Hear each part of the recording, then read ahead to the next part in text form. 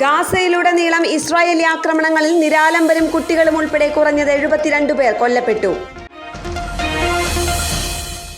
US state secretary Marco റൂബിയോയുടെ ക്ഷണപ്രകാരം വിദേശകാര്യമന്ത്രി doctor S Jaishankar ഇന്നു മുതൽ 3 ദിവസത്തെ ഔദ്യോഗിക അമേരിക്കൻ സന്ദർശനം ആരംഭിക്കും. അധിക ആഗോള താരിഫുകൾക്കുള്ള 90 ദിവസത്തെ താൽക്കാലിക വിരാമം ജൂലൈ 9-നപ്പുറത്തേക്ക് നീട്ടാൻ പദ്ധതിയില്ലെന്ന് US president Donald Trump. Maharashtra സർക്കാർ സ്കൂളുകളിലെ ത്രിഭാഷാ നയം പിൻവലിച്ചു. വിദ്യാഭ്യാസ വിദഗ്ധൻ നരേന്ദ്ര യാദവ് കമ്മിറ്റിയുടെ റിപ്പോർട്ട് അനുസരിച്ചായിരിക്കും ഇനി ഭാഷാ നയമെന്ന് മുഖ്യമന്ത്രി ദേവേന്ദ്ര ഫഡ്നാവിസ്.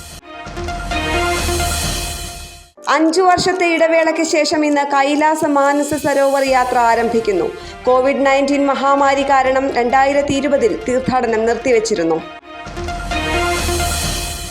സംസ്ഥാനത്ത് പുതിയ പോലീസ് മേധാവിയായി ആന്ധ്രാപ്രദേശ് വെസ്റ്റ് ഗോദാവരി സ്വദേശി റവാഡ ചന്ദ്രശേഖർ നിയമിതനായി.